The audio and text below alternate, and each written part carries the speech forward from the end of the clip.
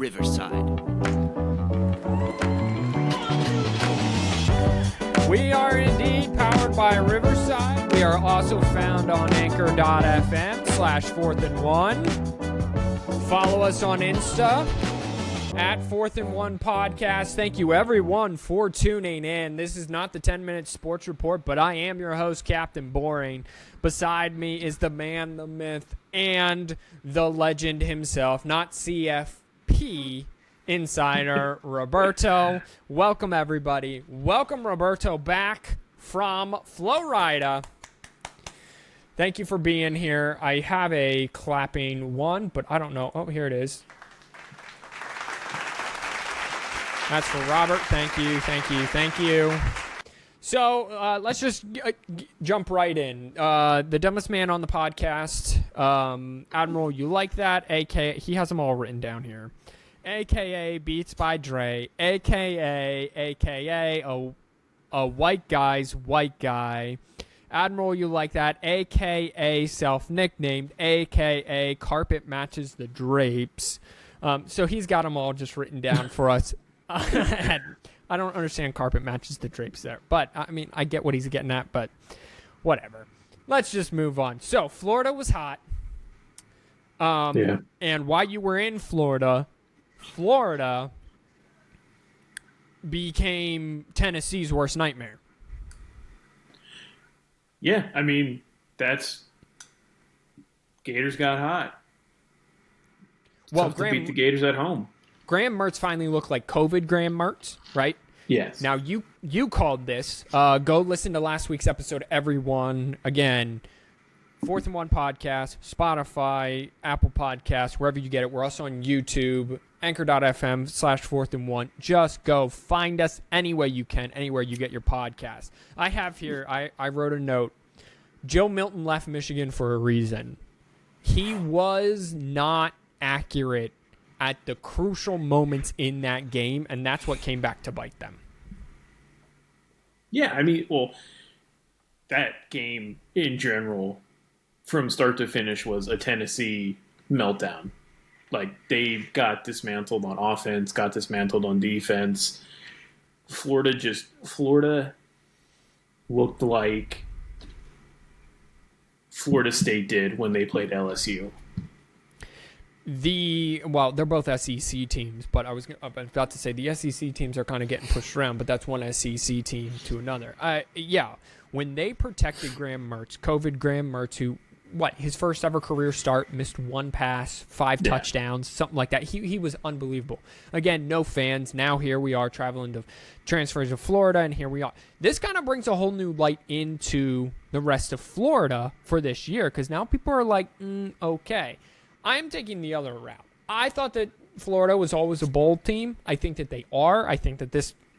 I just threw something across the room. I think that this win kind of solidifies them being a bowl team, and I even have them over 5.5 wins that FanDuel was predicting. Shout out to FanDuel. Please be our sponsor. I was never a true believer in Tennessee. I really wasn't. I don't... Michigan, at the time Joe Milton was there, was a quarterback starving. If Harbaugh, when at the time they had no quarterback, Cade was there, but he was a freshman. It was him and Milton, and clearly Milton is better than Cade. This is after Shea. The Shea experiment didn't work. If you can't beat out Cade McNamara, who is a.k.a. a white guy's white guy, a.k.a. Beats by Dre, you know what I'm saying? Like, if he can't even do that, then you're really going to be that successful at Tennessee? I mean, I'll go to the defense of Cade. Okay, because go ahead. Cade to me was actually like a really good, safe quarterback. Like, Cade didn't mess up very often. Could he win the big games? Could he make the throws that like JJ throws? No. But he was the very safe, sure-handed quarterback. Speaking of Cade McNamara, Iowa scored 41 points this weekend against Western Michigan. And they have a date with Penn State coming up, which we'll get to. And we'll get to Penn State in just a second, and then they'll be part of our picks later on, and we'll get to them as previewing.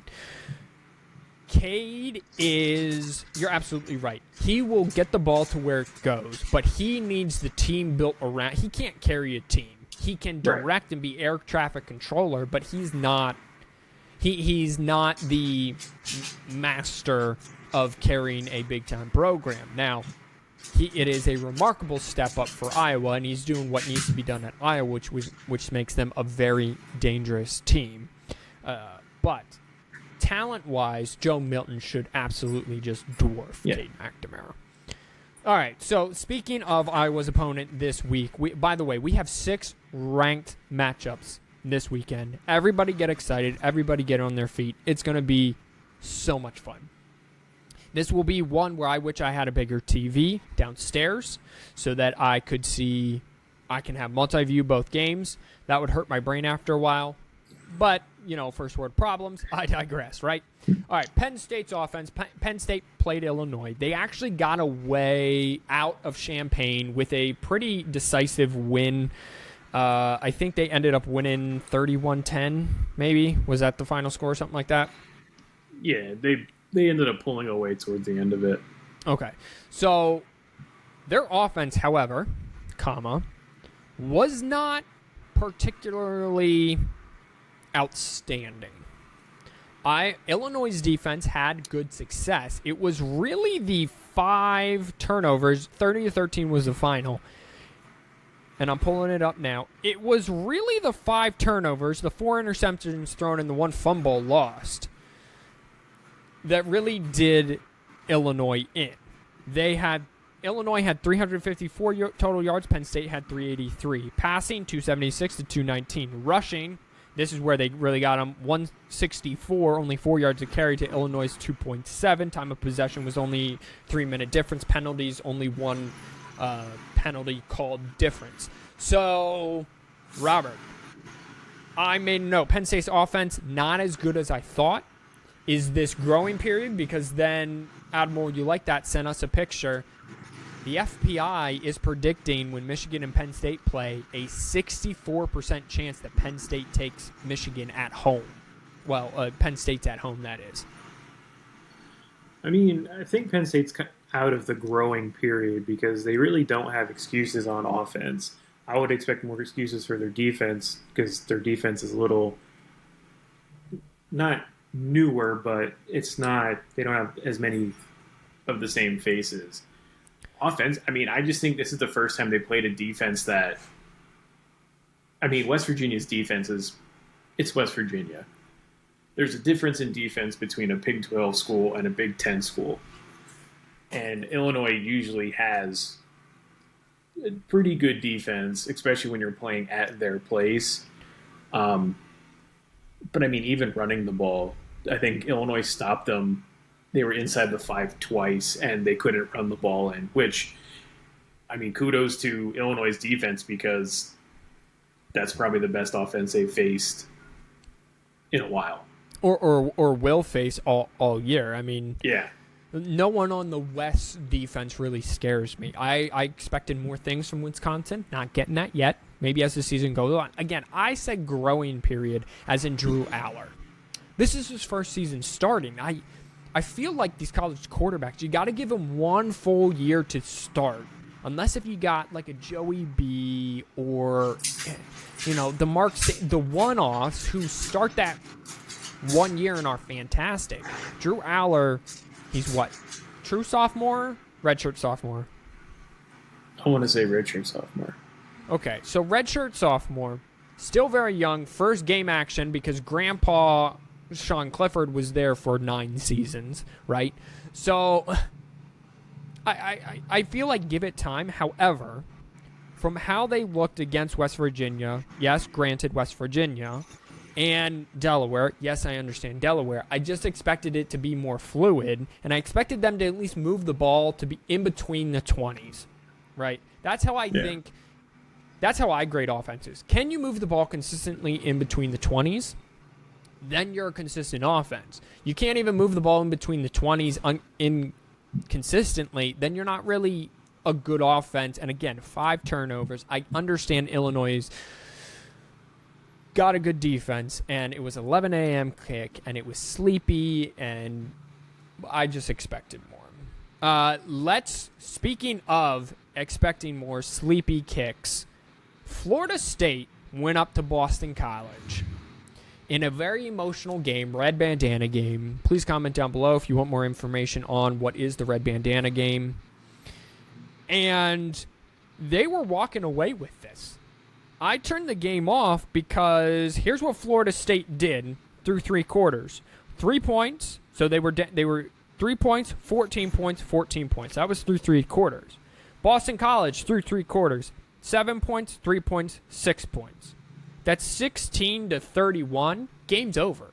Start of the 4th quarter then, Boston College scores 13 unanswered and has the ball driving. They score a touchdown. Then Florida State has the ball, 4th and 1 in their own territory. 18 penalties for 131 yards. They jump offside on a hard count that you knew was not being snapped if you're Boston College, and they lose the game that way. Florida State kind of kept them in it. My take on this is Florida State has now started slow 3 weeks in a row. First quarter, they were down 4. LSU, they were trailing at halftime by 10. And then the following, after the LSU game, week 2, I think they played Grambling. No, that was LSU. Florida State played, again, a mid-major school, maybe Charleston Southern. It wasn't the blowout at halftime it should have been. Yeah, I mean, I don't know if it's... I guess my only concern is if they played the whole game slow and you squeak out, which they kind of did against Boston College. But, I mean, a win's a win. A win is a win. A win is a win. You're going to have the ugly wins. You're going to have the wins that you shouldn't win, which we all know with Michigan last year against Illinois. Shouldn't have won that game, but we did. You need games like that, though. You need the games where the pressure's on, it's put up or shut up time, and even though it wasn't against LSU, it's not against Georgia, it's against Boston College, which it's a game that you're playing on the road and the other team has something that they really want to win for. So everything is working against you, and they've managed to pull out a win, which looks a lot better to me. So, but I wouldn't classify this game as a game that they won that they should have lost. Like, I wouldn't, because again, they were just up big. My big fear is, okay, you start slow and turn it on. Michigan did that a lot last year. Yes, it builds character, but this is also a Florida State team that historically, over the last decade, what I mean by historically, at some point their mental fortitude just kind of falls off the edge of the cliff and it goes with it. Yeah, I mean, they definitely struggled with it last year, but I think they are looking at themselves as this year they're good enough that they can do this at least, well, maybe not this week with Clemson this week, but they're kind of in a position where starting slow they can work with because they know that at any moment they could turn up. Yeah, it's risky.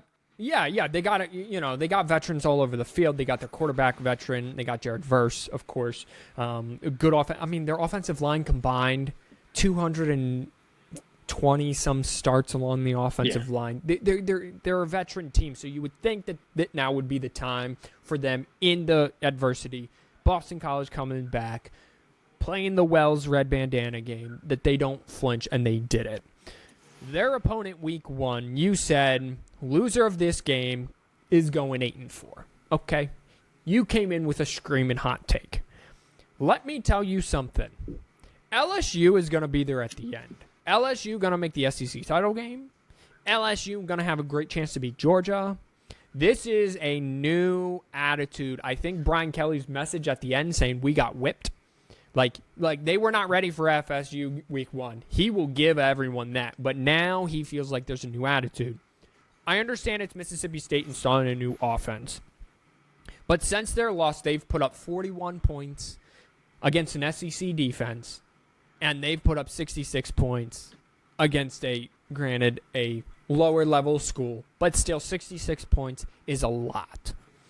Jalen Daniels and Malik, is that his name? Malik Neighbors, they were just outstanding. In one half, Malik Neighbors had 10 receptions for 150 yards. He finished the game with 13 receptions for 239 and 2 touchdowns. Jaden Daniels, 30 of 34, 361, 2 touchdowns. And then he also was the team's leading rusher. That's got to change in a hurry, though. 15 carries, 64 yards, 2 touchdowns. So what this segment is for is me just calling you wrong, and then you responding. I mean, yeah, I will 100% respond for you. So when the game against Florida State, that was a neutral site game, yeah? But it was like in Florida. Yeah, it was in Orlando. Yeah. Okay. So, yeah, they still have to go to Ole Miss. Oh, the Ole Miss team that just about lost to Tulane? You mean that Ole Miss team? Yeah, but Tulane shouldn't surprise you though, because Tulane also beat USC pretty handily last year. Then they shouldn't have surprised Ole Miss either, and they did. But they also have to go to Alabama, and they're lucky enough. Enough. Go ahead. To get Florida at home. Okay, well that's not where I thought you were going. Let's just get into the fact they got to go to Alabama. Vaunted Alabama. Oh, my God. Alabama doesn't have a quarterback that can throw the ball consistently between 10 and 15 yards. In the month of September? Correct. Jalen Milroe's getting the start this week against Ole Miss, okay? Spoiler alert, picks coming up. And that's one of M-Dog's here, Captain Boring's picks, okay? But you're meaning to tell me that you're trying to claim that LSU and Alabama is going to be a tough game because Jalen Milroe's all of a sudden going to have to figure out how to throw the ball in the intermediate ranges. No, I'm just saying it's going to be a game because that is one of the games where it's a rivalry. So you might as well take everything out of the win. How many times has it been Michigan and Ohio State? And Ohio State has either been ranked 1 or Michigan has been ranked 1 or higher or in between there. And that game just ends up being a lot closer than, in all honesty, it really should be. Yeah, okay. I'll give you the rivalry aspect, 100%. Sorry, I'm trying to find the stats for this. Here it is. Okay, the final score was 17-3. They got a junk touchdown with like 20 seconds left. The final score really was 10-3. Here is what they did offensively.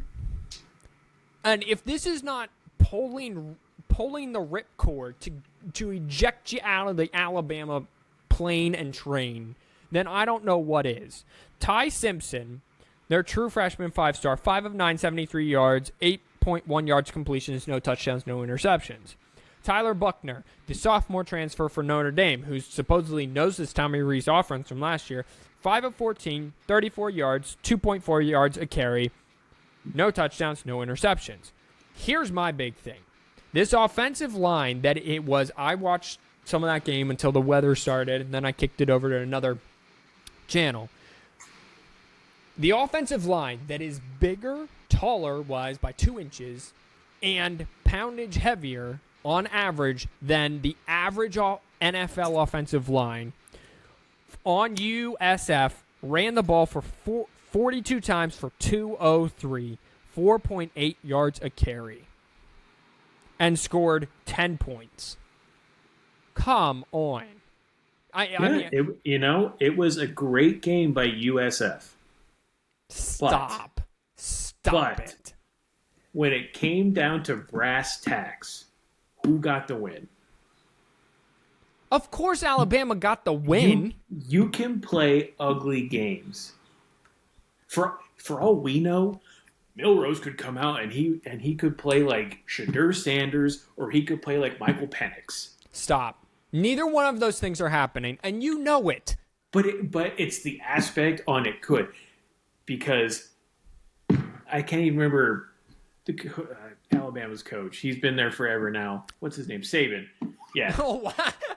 Couldn't even remember Nick Saban. Darn it. Like, playing against Nick Saban is like playing in the NFL against Bill Belichick. The guy has all the problems in the world, but somehow he figures it out.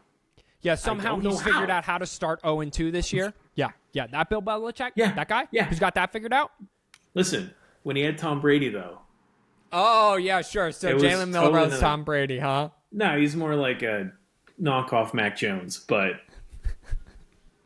All right, speaking of knockoff Mac Jones and not at all, let's jump over to... Well, let's just jump over to Texas. Texas tied at 10 in the fourth quarter with Wyoming.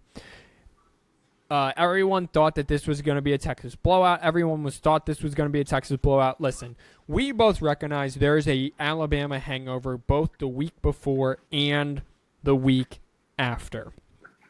And Texas just, I'm trying to find this. Here it is. So the final score was 31-10. Again, it was tied at 10 going into the fourth quarter. Quinn Ewers did end up with a half-decent game. They only threw the ball 21 times. He completed 11 for 2 touchdowns. They ran the ball 31 times for $185. You have been on this podcast and you said hangover both before and after. Is that all that this was, or is this Texas getting up for the big games, and then when Texas Tech comes calling in a few weeks, they'll lay down for Texas Tech?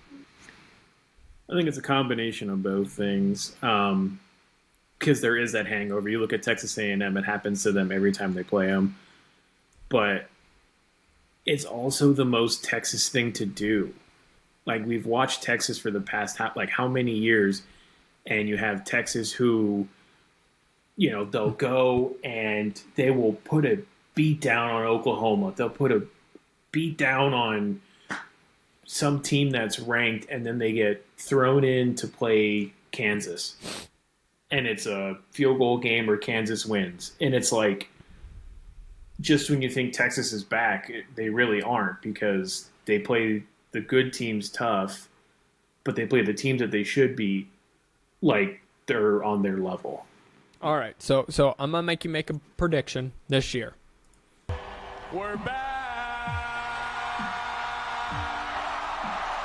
True or false? That was the question. Are they? We're back. So how do we want to define as back? Do we want to say undefeated is back? No. Do we want to say playoff? I don't think they make the playoff. Okay. I think they got to play at Iowa State in November. That's a game that Iowa State plays really well for whatever reason. Yeah, I mean, if Iowa State can score more than 3 points. I mean, if Texas plays slow, Texas's strength is throwing the ball. I understand that. I'm just playing devil's advocate here. I believe Iowa State lost to Ohio 10-3. Like, Texas could literally walk on that game, though, too. Texas could literally walk on that field against Iowa State and put up 6 points. Yeah, they could. But it's the matter of the fact that it's Texas. Because the very historical thing for Texas to do is walk into Houston, play them soft and lose. Or walk into Iowa State and lose. Or play Texas Tech on Thanksgiving or Black Friday and lose that game. But, I mean, the big test is going to be Oklahoma. Can they beat Oklahoma? Wow. I didn't completely just segueing. I'm just going to segue off of that. Yes, you are correct. Oklahoma, by the way, Oklahoma's offense, second best offense you've seen this year to this point. So at least consistent-wise, yeah. Oh, my goodness. They're on fire. I didn't realize Nebraska won. Nebraska beat Northern Illinois 35-11. Henrik Harburg threw 2 touchdowns and ran for another in his first career start as Matt Rule gets his first win. I mean, they kind of dominated Northern Illinois. So good for Matt Rule here. Let's give him the claps. If I can find it, clapping is the first one. Yay, Matt Rule. All right, so that was sarcastic, of course. So Ohio State's offense puts up 66 points against Western Kentucky. Marvin Harrison does Marvin Harrison 63 points against Western Kentucky. Let's just look at this box score real quick. The note I have is Ohio State's offense is just fine. Kyle McCord, 19-23, 318, 3 touchdowns. They ran as a team for 6.2 yards a carry for 204. And then Marvin Harrison Jr., the man, the myth, the absolute legend. 5 catches, a $126, and a tutty. That is 25.2 yards a touch. Mecca Ibuka only caught the ball 4 times, but 2 of them were for touchdowns. Ohio State's offense was just bound to click, yeah, and at the right time going into South Bend. Yeah, I mean, it never hurts to play a bad team before a really good team, because I think the part that hurt Ohio State the most was the fact that they had to start their season on the road against Indiana. And, okay, it's Indiana, understandably, but you're still playing them at home. It's the first game, so for them to only put 23 and not look like the Ohio State team, especially with a new quarterback, it's understandable. And then for their next 2 games, they score 35 and then 63. I mean, now they have everything clicking. So that makes the game at Notre Dame, it should be a very high-scoring game, in my opinion, because I don't know if Ohio State can stop the run, because we're going to find out, because Notre Dame loves to run the ball, and we're going to see how good Sam Hartman really is, and we're going to see how good Ohio State is. So that's why I love these ranked on ranks, as you said, right there, because we get to see how good all of these teams are officially. Sam Hartman... Where did that go? There it is. Sam Hartman wins this game, looks impressive doing it, right? Or at least doesn't fumble the bag. Immediately insert him into the Heisman conversation. Edric, is that Edric Estime? Is that his name? Yeah, Estime. If he goes for a $160, I mean, he's got to be one of the nation's leading rushers right now. Insert him into the Heisman. He is the nation's leading rusher at 521 yards. So, this is a big test, both teams. Notre Dame plays good defense, but do they actually? Because who have they played to this point? I'm going to love it. It's in South Bend. There are going to be a ton of Ohio State fans there. We're going to get into this in just a minute.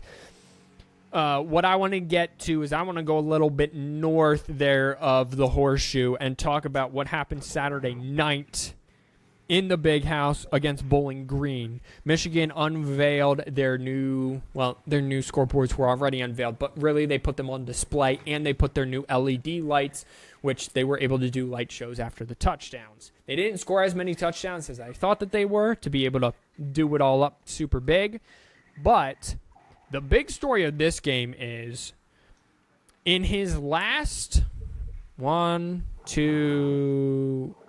night, 2 before that. So in his last 5 games, J.J. McCarthy has thrown 8 interceptions, and they've been in the biggest games. He had 1 that kept Purdue in the game in the Big Ten championship game. He had 3 against TCU. I'm sorry, I cut him 1 short. He had 7. And then he had 3 last night against Bowling Green. I'll give him the first one because the defensive back hid behind the tight end. Okay, he literally was playing hide and go seek with a tree, and he won. I'll give him that one because that was very clever. The one that he threw on the double post to Cornelius Johnson should have had way more air under it, and it should have gone to Roman Wilson at the front pylon on the opposite side of the field for a touchdown. And then the third one's inexcusable. Rolling out, they got pressure on you. It's 2nd and 5. You already won first down. You're moving the ball with ease in between the 20s, so I know you got a consistent offense. You already won the play just by escaping the sack. Rolling out to his left, and then he just throws. It almost looks like, and this didn't happen, the ball got tipped, and so it stayed in bounds. But that didn't happen. Scale of 1 to 10, panic-wise, that Michigan fans should be for, let's be honest, Big Ten aspiration, college football playoff, national championship. They kind of all go together. Scale of 1 to 10, panic-wise. I would say probably I'm at a 4.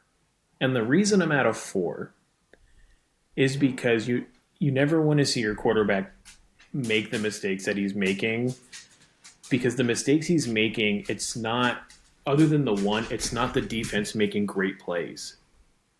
Like, he's just throwing the ball bad. Like, he makes really good decisions, but when he makes the bad decisions, man, are they bad. And he's doing it against teams that we shouldn't even be doing that against.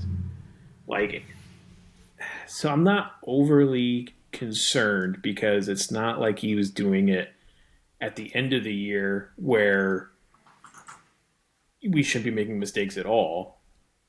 And we're still making them in the beginning, so there's still time to grow. And I'm not too concerned yet, because he gets Harbaugh back, and I know Harbaugh's not going to let that fly. My big concern, I'm actually I'm shocked. I'm flabbergasted that you are only at a 4. I really am, because your panic meter normally with Michigan starts off like a 3, where mine starts at 0, right? But you start at 3. You've been kind of embedded into this. You've been invested a little more in college football than I have. I would say my panic's a 3. Again, reasons you gave. Get Harbaugh back. Get beginning of the season. Interceptions 2 and 3 he was forcing, and that is a very sitting in the film room with Sharon Moore. What are you doing? Take the easier throw. My big thing is he has no touch. So now I'm looking at this as an NFL scout. He can't put loft on the ball, and when he does, he misses. His downfield accuracy isn't great. Even if he lofts that ball up to Cornelius Johnson, it probably lands in the back of the end zone to where Cornelius can at least run under it and make a play. This was a line. Granted, the arm strength is fantastic. I mean, the arm strength is one of the best in college football. It was a laser 50 yards downfield, but it was a laser 50 yards downfield, and the trailing corner had to turn around and catch it. So that's my big problem with it. Play Rutgers this week. Is Michigan-Rutgers one of your picks?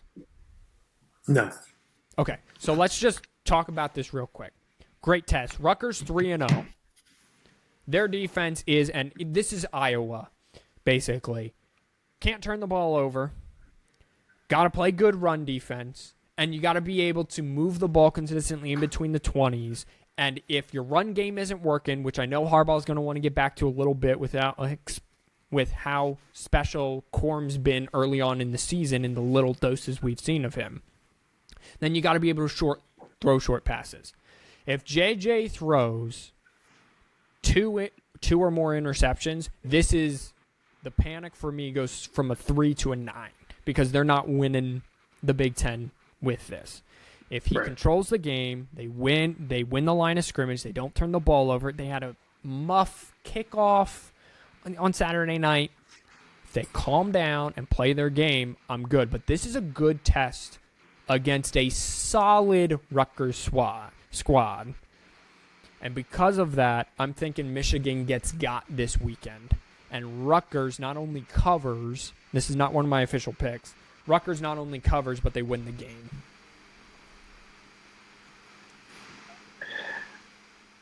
Rutgers this year, I mean, they've beaten 3 talented teams. I'll say talented.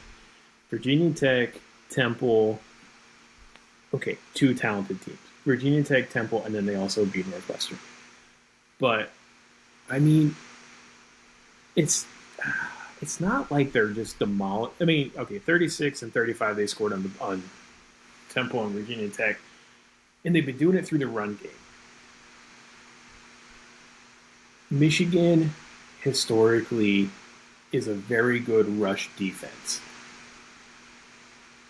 If they can throw the ball against Michigan, that's Michigan's weakest point because we, for some reason, never have corners that are healthy. Yeah, never. There's always one of them is out with something. And Michigan very well could lose this game because, I mean, Corum really hasn't been impressive. There have been glimpses, but again, he was running the ball 25, 30 times last year. So it was quantity, and eventually he popped one. Right.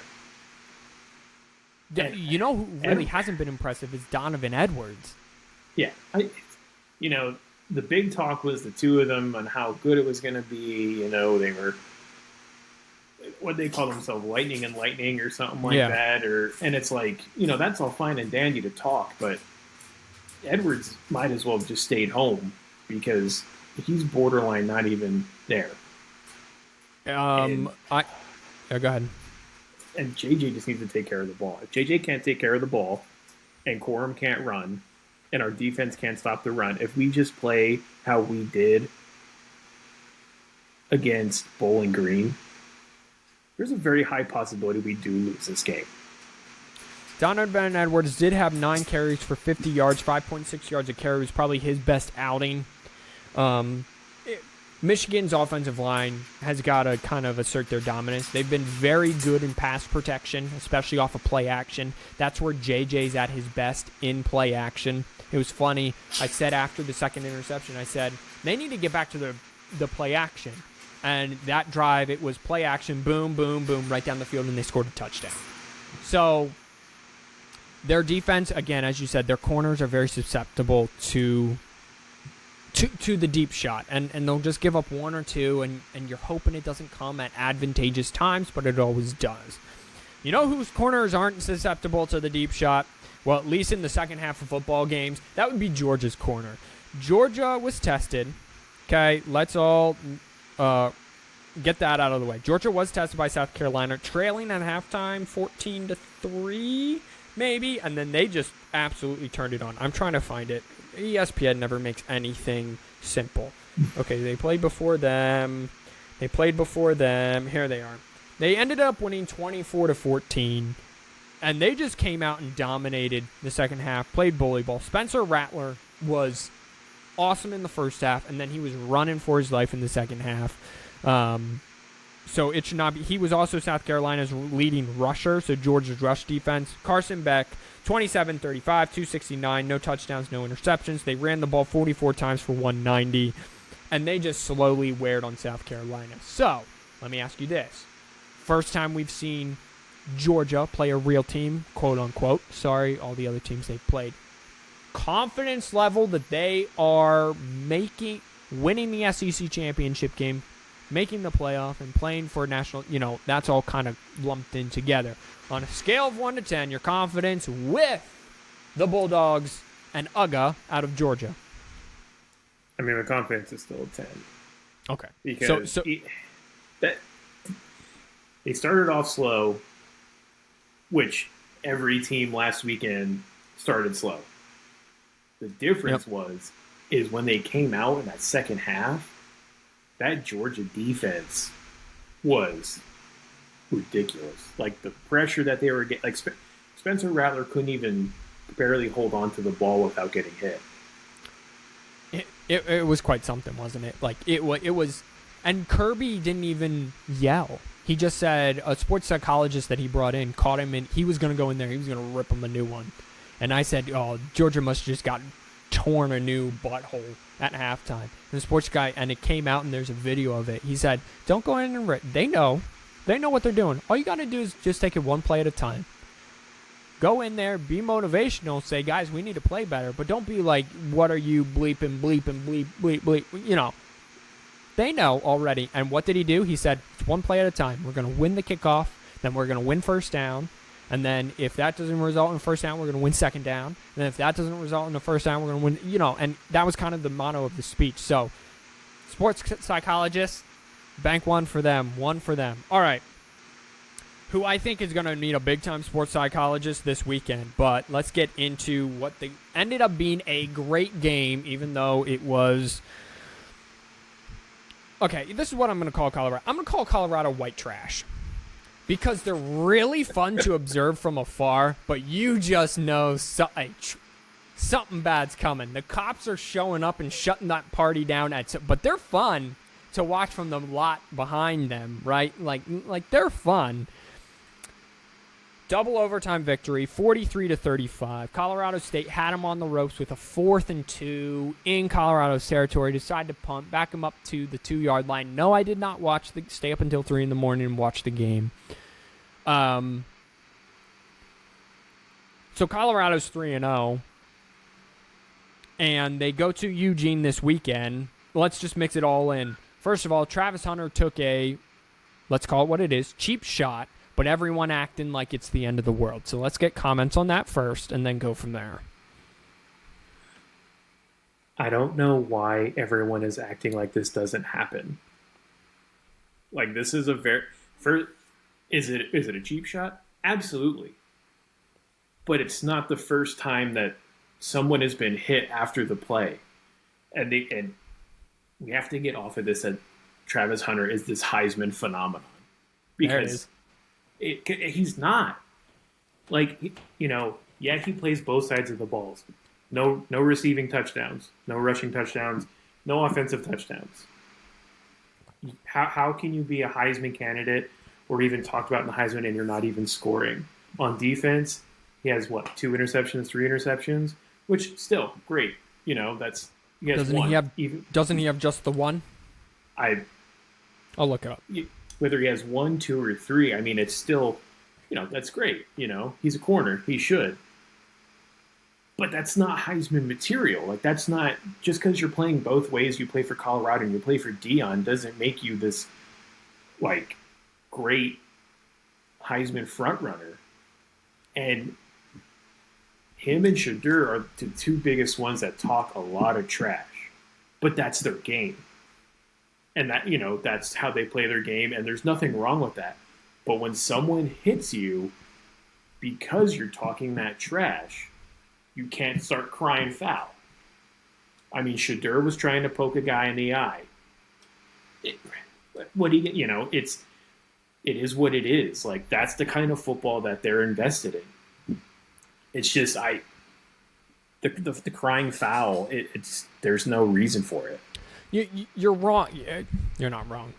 You're annoyed with them playing the victim when they. This is going to sound so bad. When they instigated it, right? Like, right. Okay. They did not instigate it in the way that, as in they went up and they were, you know, punching people. This was a high-heated game. Colorado State went in there with a bad attitude and a bad mindset, and they wanted to send a message, and they sent it. Okay, it was blatantly late. It was a personal foul. Not only did Travis Hunter draw the pass interference on the play, which he was playing receiver at the time, drew the pass interference, then they got an additional 15 because of the late hit across the middle. It was called appropriately. LeBron James needs to stay off of Twitter or X and call for this kid's head. Deion thankfully came out and been like, we're moving on. This the safety for Colorado State got a bunch of like death threats. He's like, stop with the death threats. It's football. It happens. Like, Deion's more on Robert's side than anything.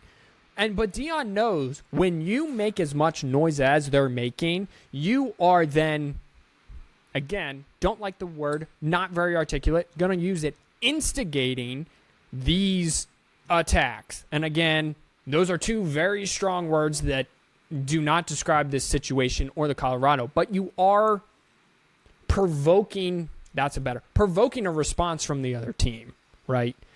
So I'm 100% with you. Now, let's get to this. They go and take on the number 10 Oregon Ducks this week.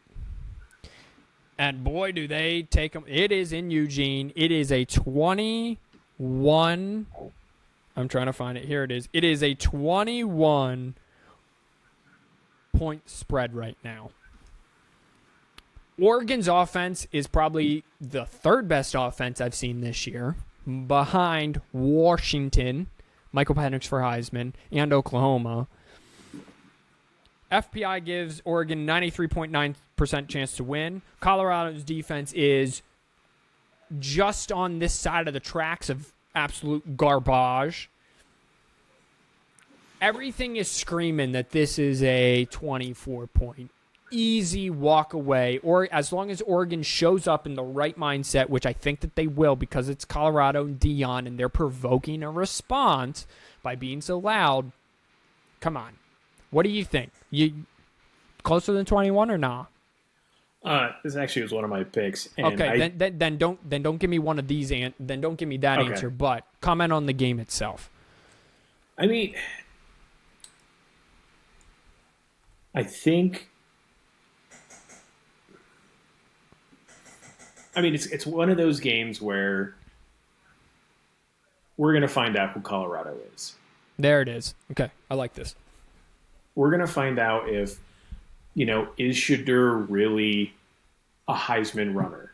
Like, is he going to throw for that 400? Like, is this that one of those Heisman moment games? Because this is what it needs to be. Yeah. Like, this is the statement game to say, hey, we're the real deal. We deserve to be they're 19 right now. We deserve to be a top 20 team. We deserve to be talked about. It's not just all talk. We are a very good football team. And even if they lose the game, if they keep it close, I think they can still keep that momentum going. But if Oregon comes out and just shellacks them by 4 touchdowns, okay. So they're not as good as what everyone is saying. Reality check. Again, it's the defense for me. I have no problem with Shedeur getting the Heisman love and him throwing that. The offense is real. Like, sometimes you can see fake offenses. Again, Michigan's test against Rutgers this week will tell me if their offense is real or if it's fake. Like, what do you do against an opponent that takes away what you want to do most and makes you into a sit-in-the-pocket passer and shred me? So far, Shedeur's done that.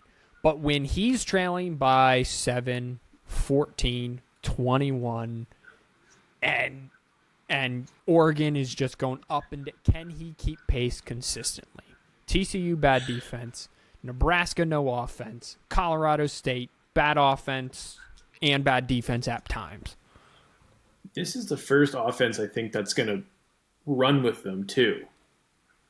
Because Colorado has that very fast-paced offensive movement. Yeah. And I don't think Colorado State or TCU or Nebraska really has that fast-paced go, go, go. Or Oregon, I think, they just run. Like, it's a track meet. Oh, yeah. It is a 100-meter dash. Also, Colorado can't run the ball. It's literally giving it to their running back and running the foot. They can't do it. They, hold on. They are averaging on the ground this season. Dylan Edwards has 25 carries for 136 yards in 3 games. They are averaging on the ground 61 rushing yards. They can't run the football. Now, they're averaging 418 through the air because that's what they have to do. All right, so let's kind of go through just very quick previews. I want to get to this, and then we'll get to our picks. So I just want to alert people of what happened. You got Michigan Rutgers at noon. We've talked about that. This is the big test. Michigan 24-point favorite. I think Rutgers covers. I think Rutgers gets Michigan. It just happened. Second longest home winning streak in the nation Michigan has. It gets got. It's fine. I think that's actually good for them. It says, hey, wake up. Let's go. We got to beat Penn State. We got to wake up. We got to go. Okay. Florida State and Clemson. end of a dynasty. This would officially put nail in coffin with the Dabo dynasty. Yes or no? Florida State, Clemson. Florida State starting slow. You start slow in Death Valley, you get got. If it's a big Florida State win, yeah. If Clemson keeps it within a field goal, I think there's still a little magic that gets left around. But if Florida State wins by 10, 14, 21, I think that's the nail in the head. Yeah. I want a prediction. Nail in coffin or no? Yeah. Okay. Yeah. Okay. All right. Nail in coffin. Auburn, by the way, is 3-0 walking into College Station at a 10 a.m. local kick to play the Aggies. I don't care about this. This will be, you will turn on the game and it'll be like 16-13 or something like that. Okay. This is one of them noon SEC games. But Auburn 3-0, something to pay attention to in that SEC West. Okay, Oregon, Colorado, we talked about. We'll get your picks on it in a little bit. I do not have a pick, so let me just say this. I think this is an Oregon by 4 touchdowns or a 3 touchdowns and a field goal. It's the defense for me. I have no problem seeing that Colorado's keeping pace, but at some point, Oregon, that's averaging over 200 yards on the ground, is just going to average over 200 yards on the ground. And you just can't keep up when you're going, and they're just running the ball down your throat 14 straight times. Okay? All right. Ole Miss, Alabama. You picking this game or nah? Nah. All right. So this will be one of my picks, so I won't get into it. This is Lane Kiffin's show-up time.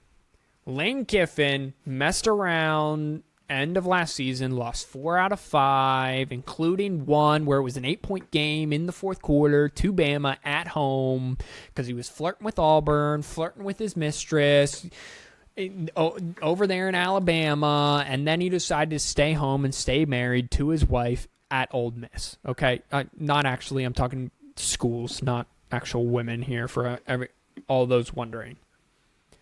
Bama's got no quarterback. Ole Miss has 3 quarterbacks that's better than one Bama quarterback. They love to run the ball. However, Keyshawn Judkins, not been going off. So, I want your prediction. It's Alabama minus 6.5. Ole Miss. Ole Miss. I think Ole Miss gets them, yeah. You think Ole Miss wins the game outright? Yes. Okay, all right, perfect. This is what I want from this segment. Any else thing to add to that? It's Ole Miss's time to shine. Okay. It's either now or never. All right, I 100% agree. Like, it's gonna be now or never. All right, sneaky game. People did not realize true freshman starting at UCLA for Chip Kelly. That's another go-go offense taking on a Utah team at number 11 that played really well, but really should have won by like 40 at home to Florida. Barely escaped Baylor. I think Cameron Rising, then they did win last week, whoever it was. I looked it up. Cameron Rising will not be announced whether he's good to go until 48 hours, if not before the game. So we're doing this on Thursday. By the time you hear this, maybe we have other news. Utah, UCLA, thoughts, predictions, if it's not one of your picks. I think UCLA is going to take this one. It's whether they have Cameron Rising or not. It's one of those. You can't just be as hesitant as what Utah is being. So UCLA has played Coastal Carolina, San Diego State, and then Nickel or North Carolina Central. Their defense in terms of yard allowed, both through the air and on the ground, mirrors Utah's defense, who has played Baylor, Florida, and Weber State. Take that what you will. Definitely 2 different levels of opponents there. However, UCLA is averaging 256 through the air and 270 on the ground.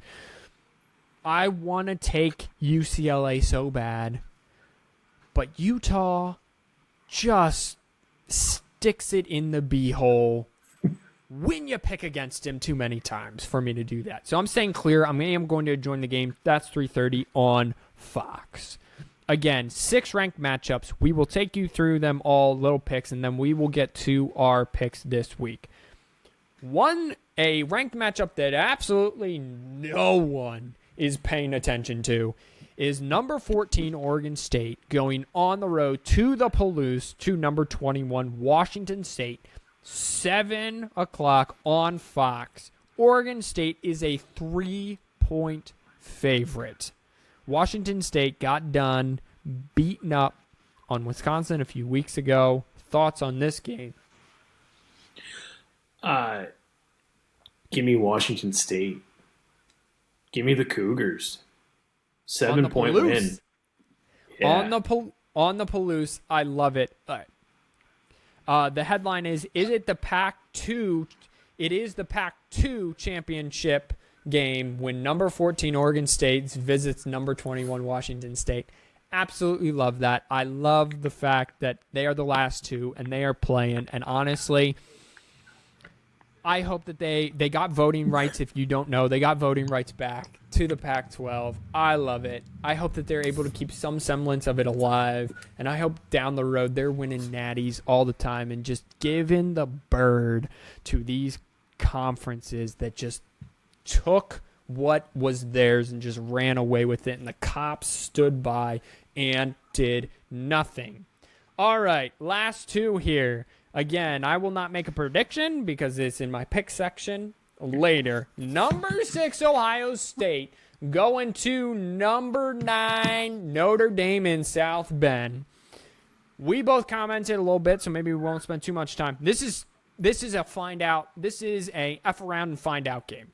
Let's see who's got what. Is Kyle McCord actually good? Is the Ohio State offense actually good? Is the Notre Dame defense actually good? Is the Notre Dame offense actually good? Is Sam Hartman good? Is Estime good? Is Travion Henderson actually sucks? Yes, I can tell you right off the bat, Travion Henderson should rush for 900 yards a game and doesn't.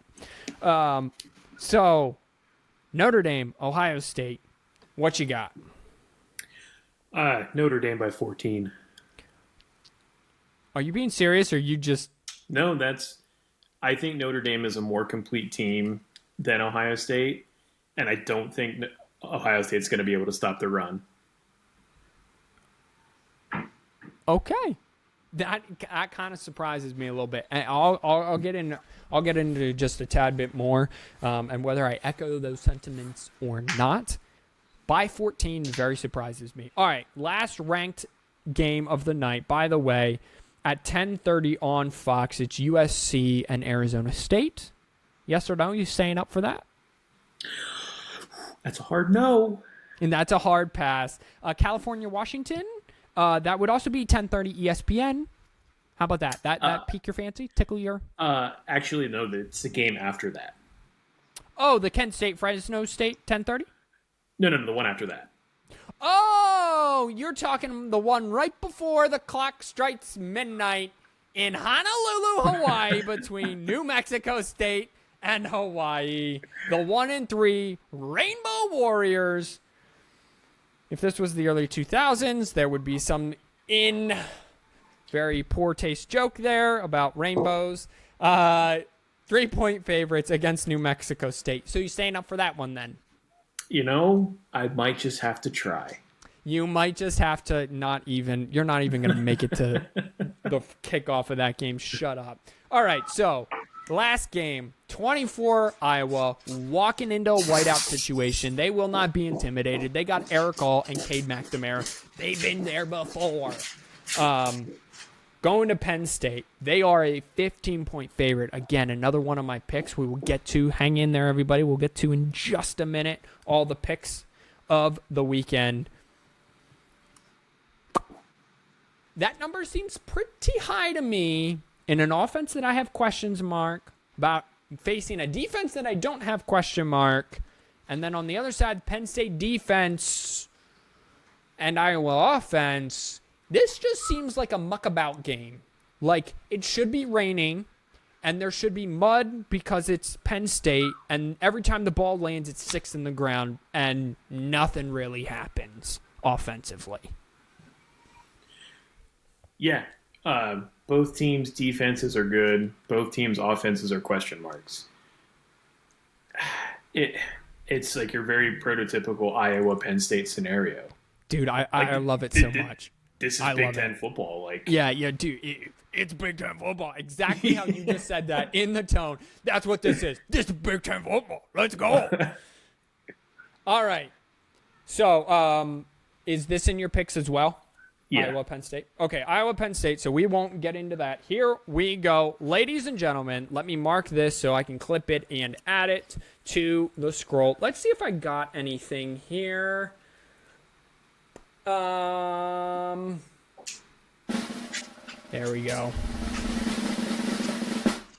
The picks for week 4 of the college football season are here. Everyone is so thrilled. Everyone is ready. Everyone is anticipating, waiting on the edge of their seats. Evie is excited. She's making noise. Robert is ready to go. I'm ready to go. Fancy Trash Can sent us his picks, so he's ready to go. Here we go. Overall standings for the year. Micaiah, Captain Boring, is boring, but he's right. He sits at 6-3 after a 3-0 week last week. Robert had a turbulent. He was wrong about Alabama covering by 30-something. He was wrong about Michigan State covering. That was a tough one, bud. That game was over second they kicked off. He sits at 5-4, along with Admiral You Like That, aka White Guy, or whatever it is, also at 5-4. So here we go, Robert. Game 1. Who you got? Cincinnati at +14. Cincinnati +14. Why you taking them at +14? I just think it's going to be a lot closer of a game. I think it's going to be something where Oklahoma's going to be up 14 at the half. They're going to go. Cincinnati gets the ball, scores on that opening drive, and then it's just a back and forth the whole way, rest of the way, and then Oklahoma wins by 10.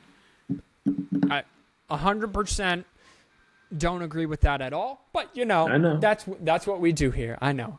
You got me 1 week. You went 3-0 the 1 week. I know. And then I got you good. Did you listen to the crap we gave you last week? Yeah.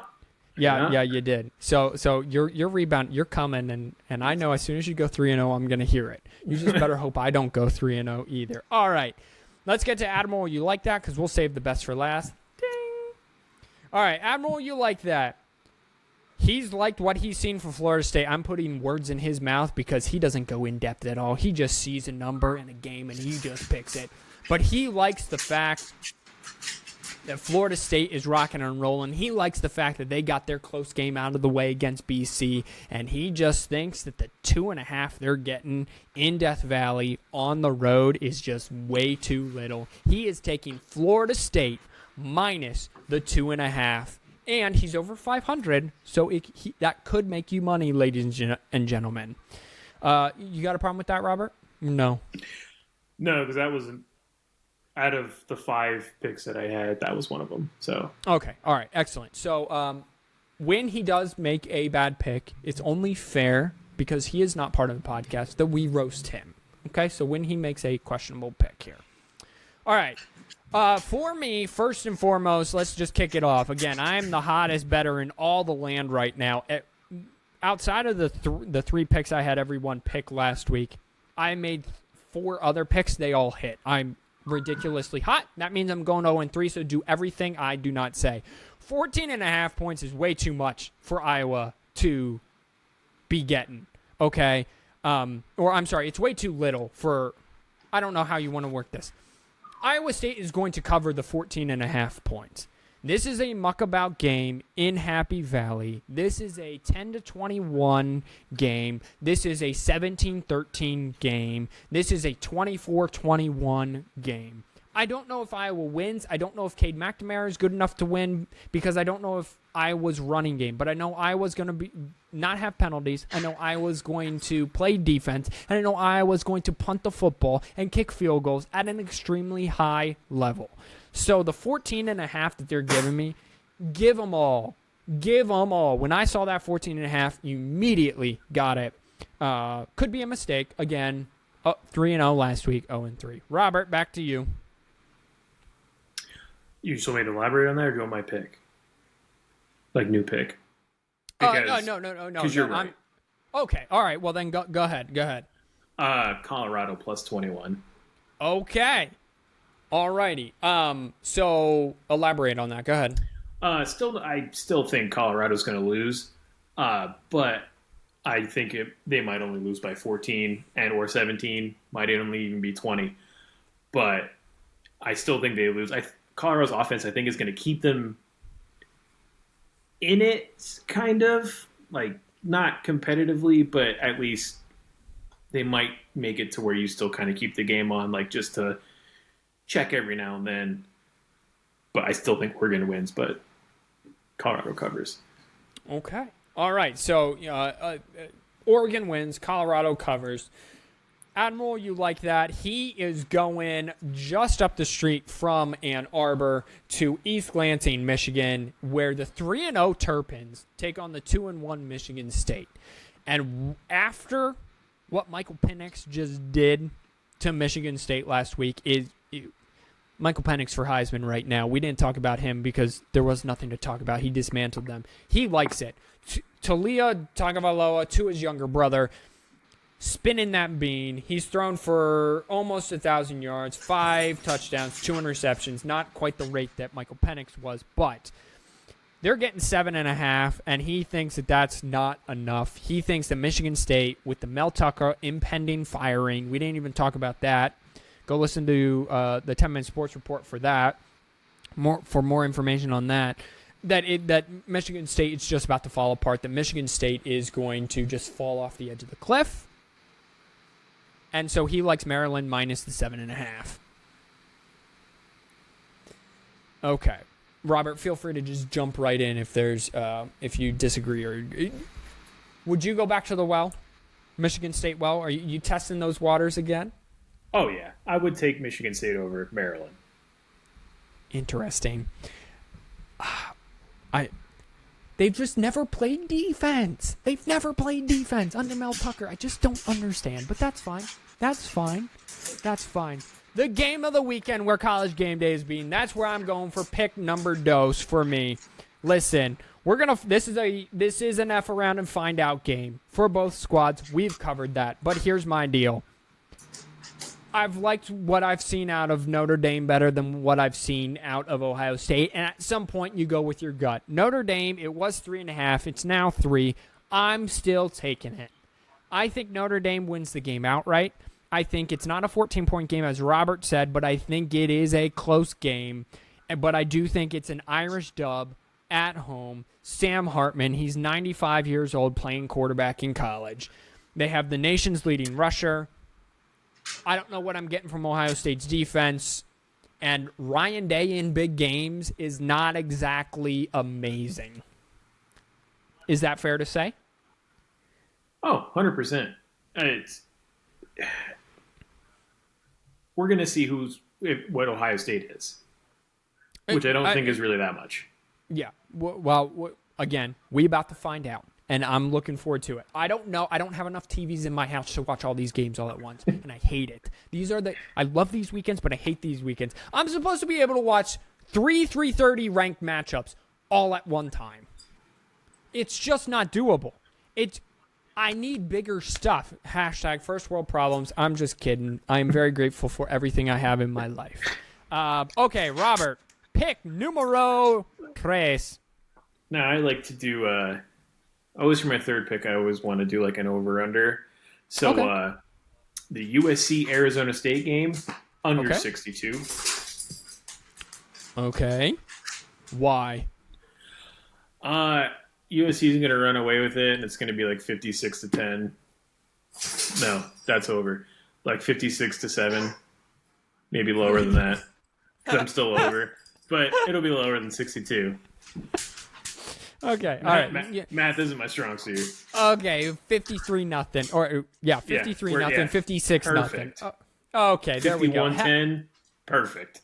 Hey, sometimes everyone just needs a little help. Listen, I have been money with my over-unders this year, and I have none over-unders in my picks this week. But let's go to someone who does have over-unders, and it is Admiral, you like that. White guy's white guy. UTSA in Tennessee over 58.5. Preseason, we said that 70 was not going to be high enough. UTSA has had problems scoring, so I do not like this. And Tennessee actually does have a pass rush, except for the second quarter where Florida scored 4 touchdowns on 4 drives.